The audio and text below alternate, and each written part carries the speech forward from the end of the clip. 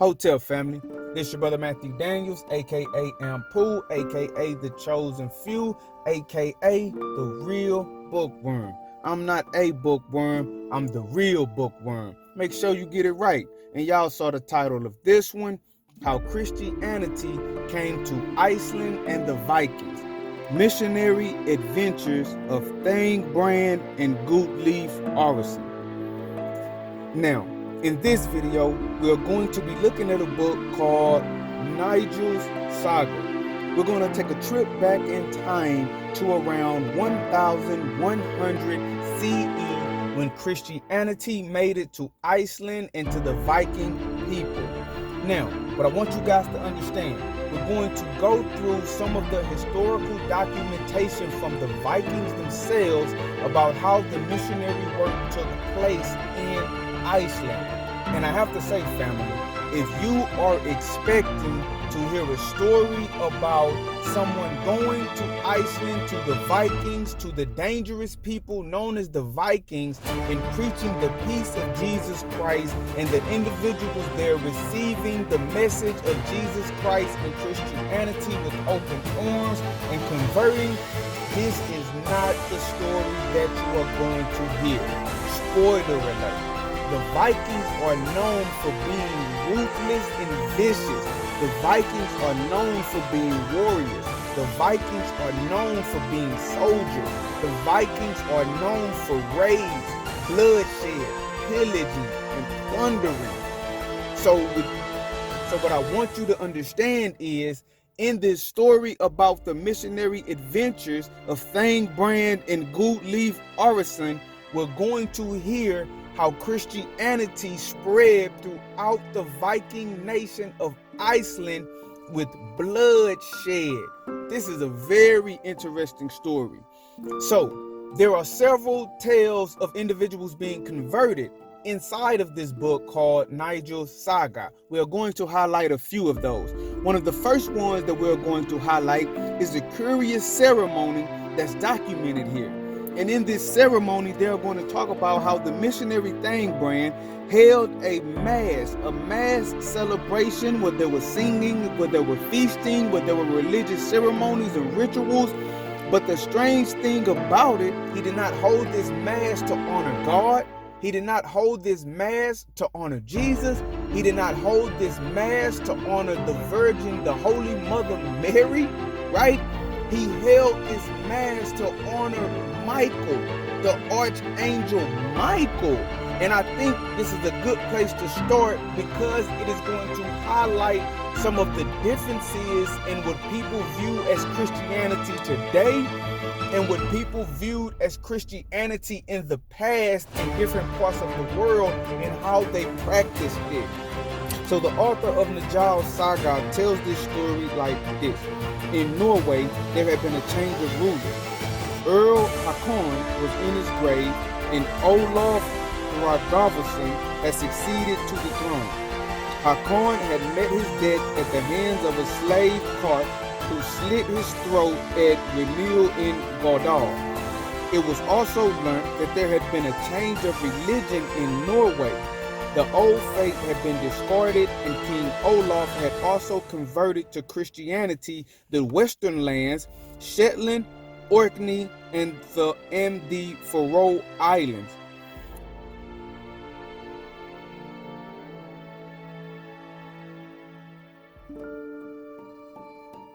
Nigel heard many people say that it was monstrous to forsake the old beliefs, but Nigel replied, "In my opinion, the new faith is much better.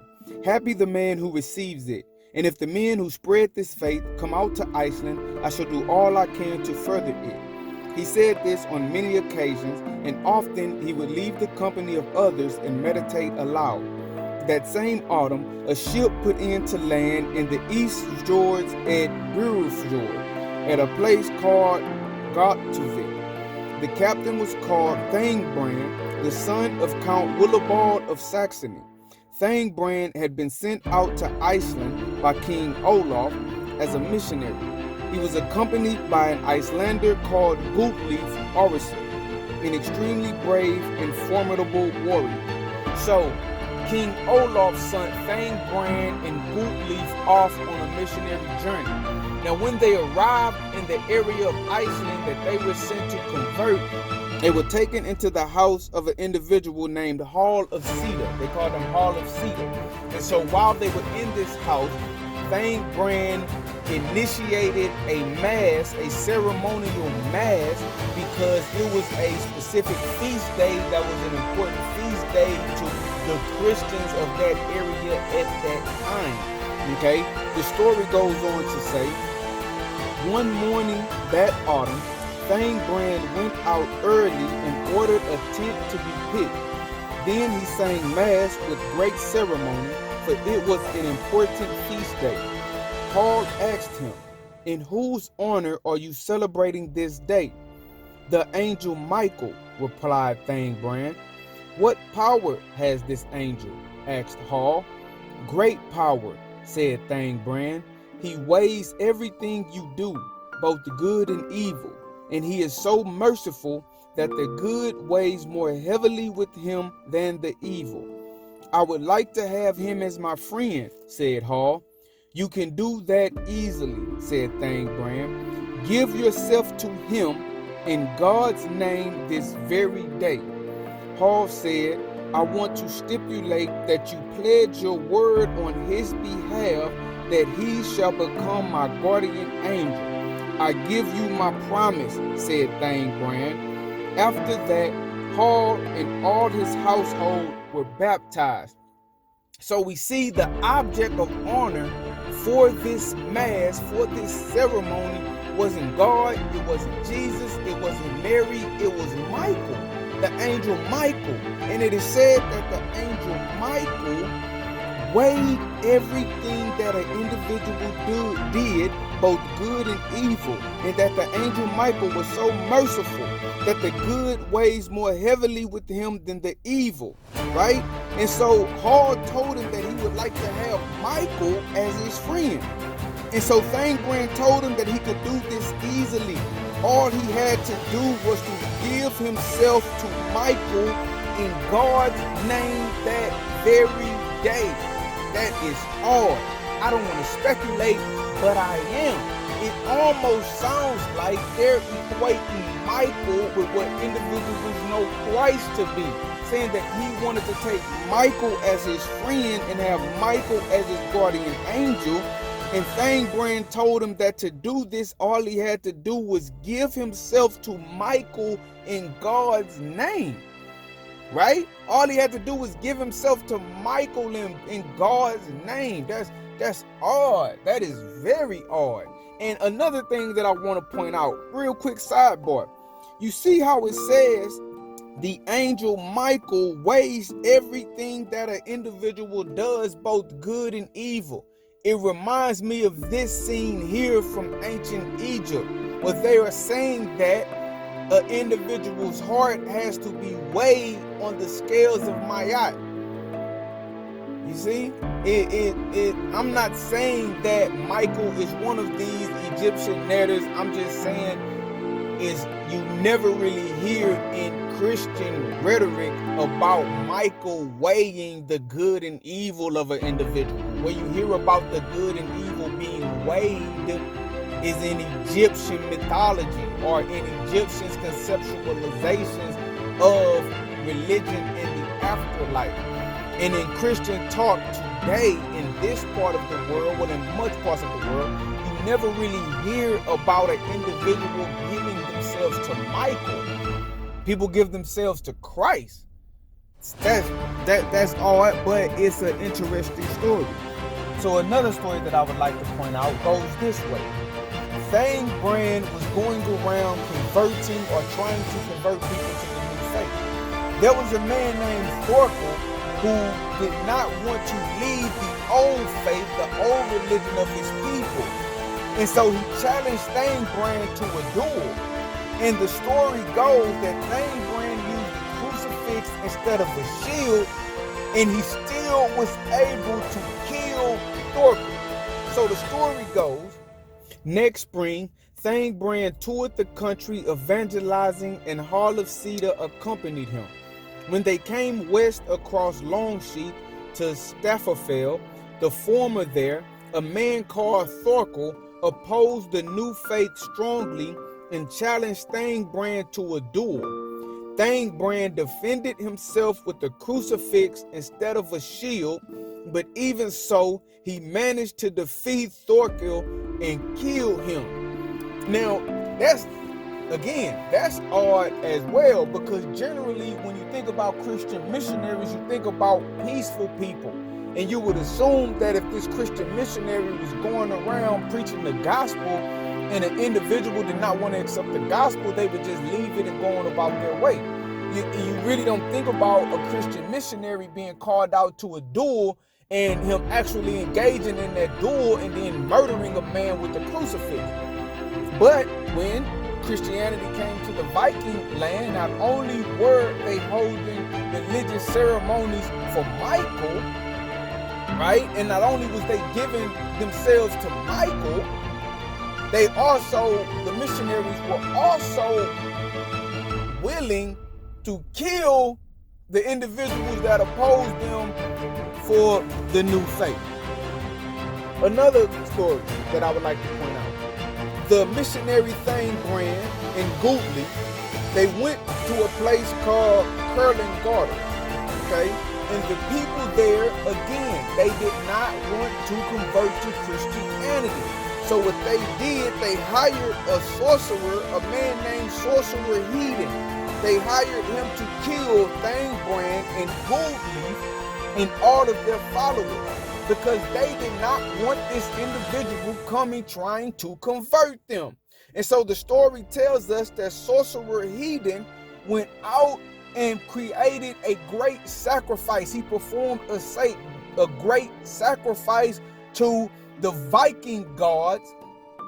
And while Thangbrand and Goodleaf and their entourage were headed to this new area, the ground opened up, swallowed their supplies, swallowed the horse, and Thangbrand barely got away with his life. After that, Goodleaf hunted down Sorcerer Hedin and killed him. This missionary hunted down Sorcerer Hedin and killed him. Another individual being killed by the missionaries. And the story goes like this. A man called Sorcerer Hedin lived at Kurlingarden. The heathens there hired him to put Thangbrand and his followers to death. He went up on to Arnotstack Heath and held a great sacrifice there. While Thangbrand was riding westwards, the ground suddenly burst open under his horse. Thangbrand leapt off the horse and reached safety on the brink of the chasm. But the horse and all the gear was swallowed up in the earth and never seen again. Then Thangbrand praised God. Goodleaf went in search of Sorcerer Hedin. He found him on the heath and chased him down to Kurlingarden River. When he came within range, Goodleaf hurled a spear through him.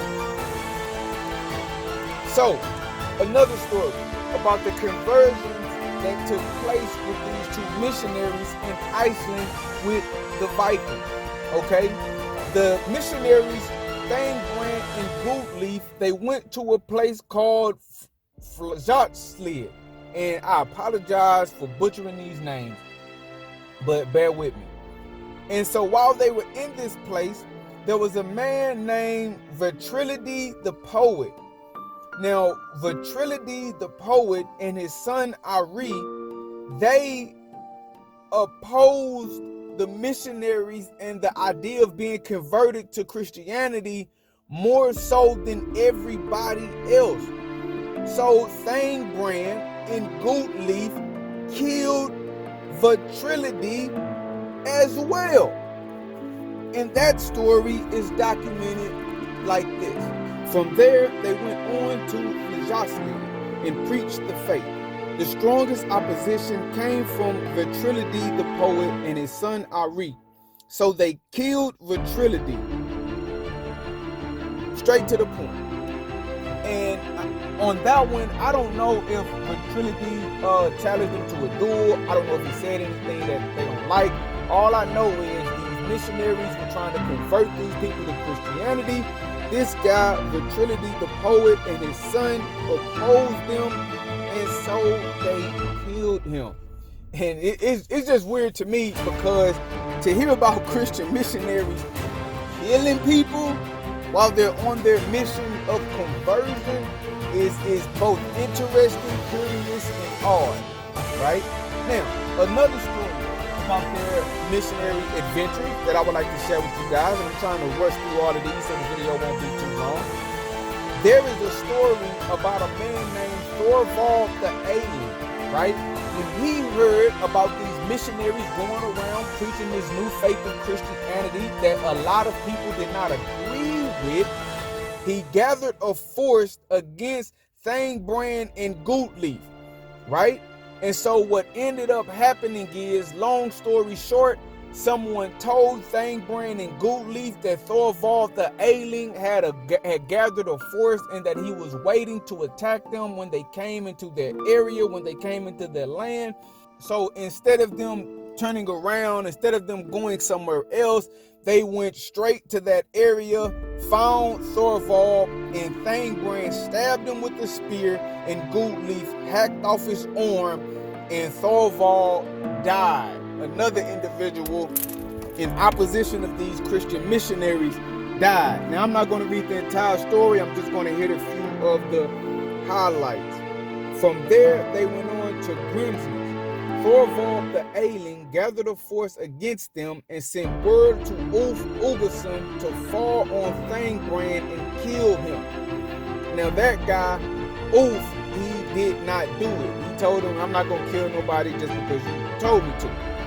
Okay, so if we look over here, as Thangbrand and Gootlieb came riding out of Hawkendale, they met a man riding down towards them. This man asked for Gootlieb and said to him, for the sake of your brother Thorgils of Reckenshahill, I bring you warning that your enemies are setting ambushes everywhere for you, and that Thorvald the Alien is waiting with his men in Hesbrook and Grimsby.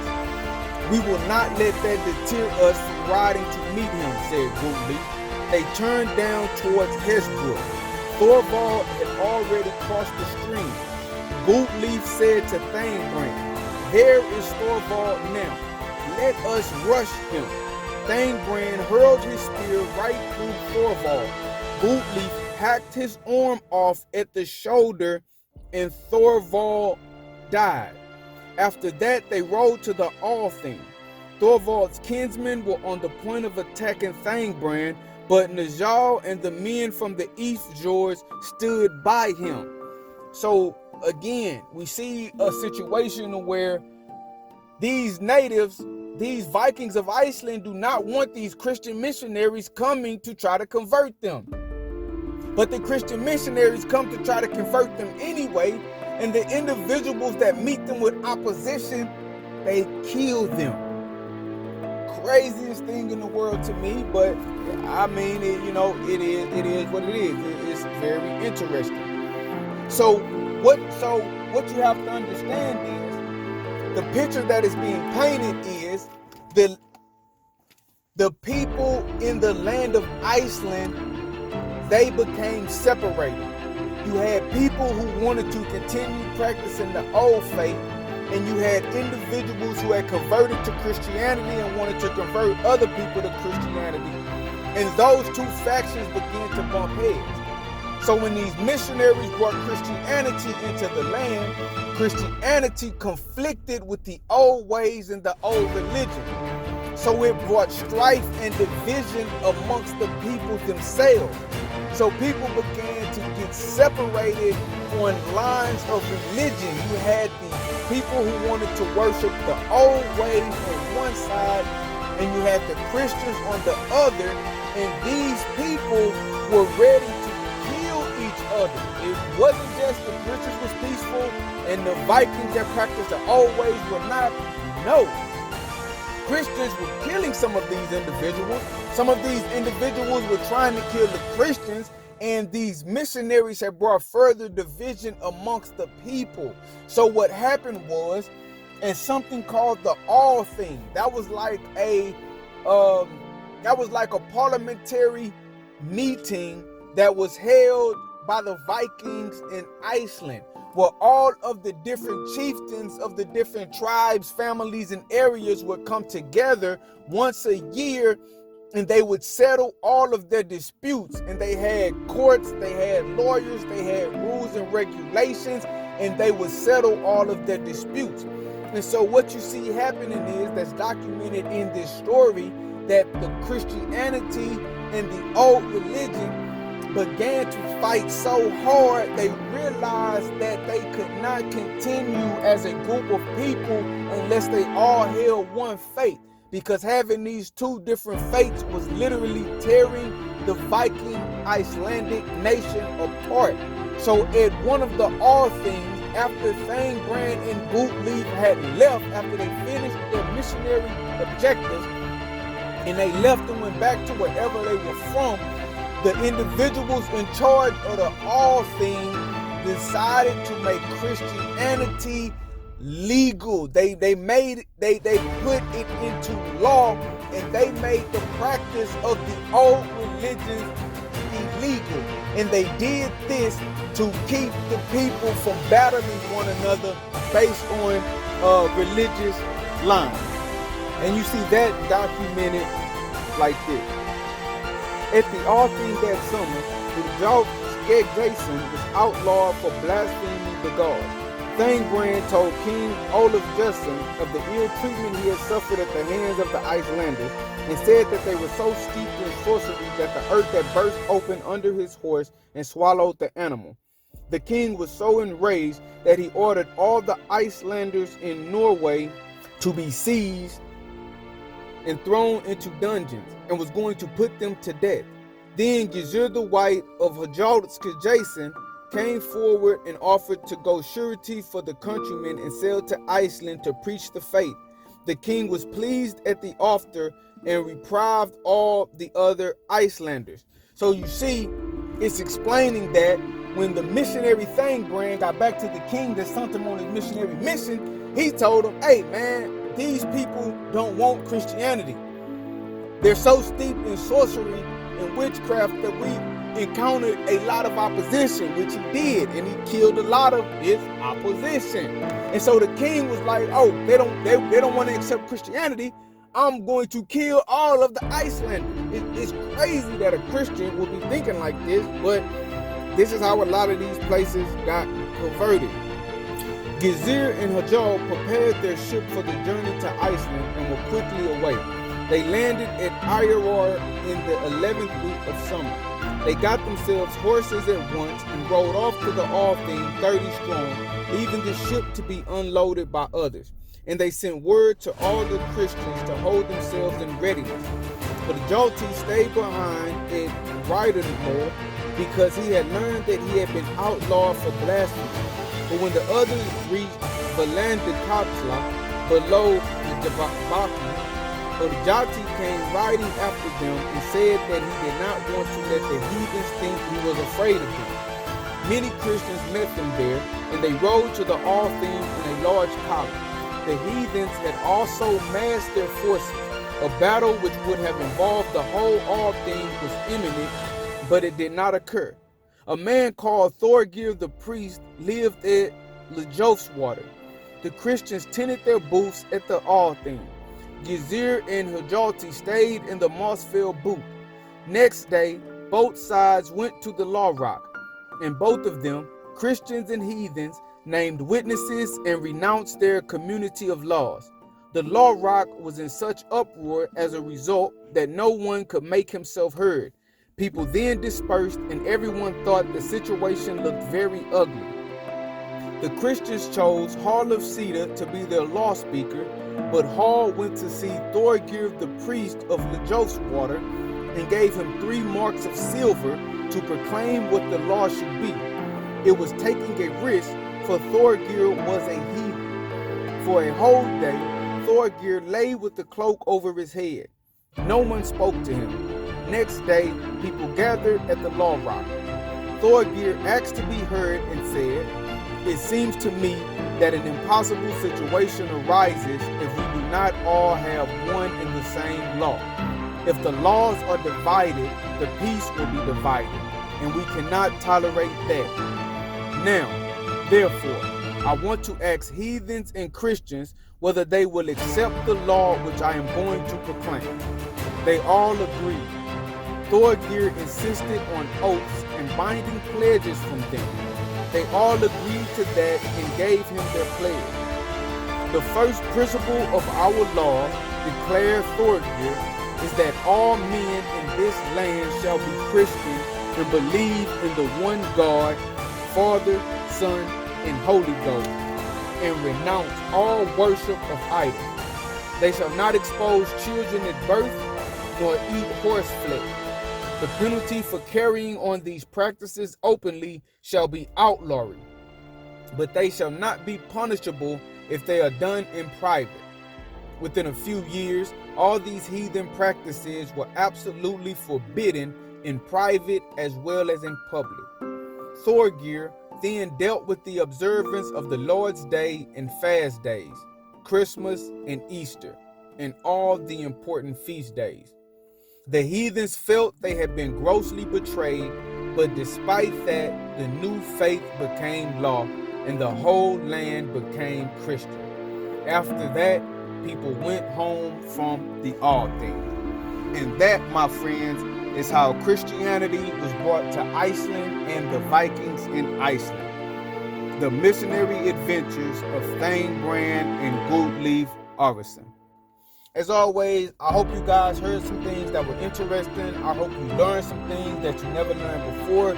If you have the opportunity, go out and buy the book, The Jarl Saga. It's a really, really good read. It's a really, really interesting tale. And what I just shared is not even scratching the surface on the amount of historical information you can find out about the Vikings by reading that work. And that book was actually written many, many centuries ago by the Vikings themselves. Whenever you have a book and it's called the saga, most of the time that is Viking history. Viking history was wrote in tales that they call sagas.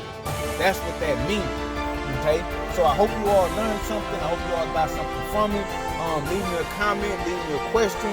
Make sure you like, share, and subscribe. Join the Real Bookworm Online Book Club. We're going to be doing this, from now until I can't record and talk anymore, because this all I do is read. As always, this is your brother Matthew Daniels, aka Ampu, aka The Chosen Few, aka The Real Bookworm. I'm not a bookworm, I'm the real bookworm. Make sure you get it right. And as always, world, may your name live on forever, and may your memory never die. Hotel.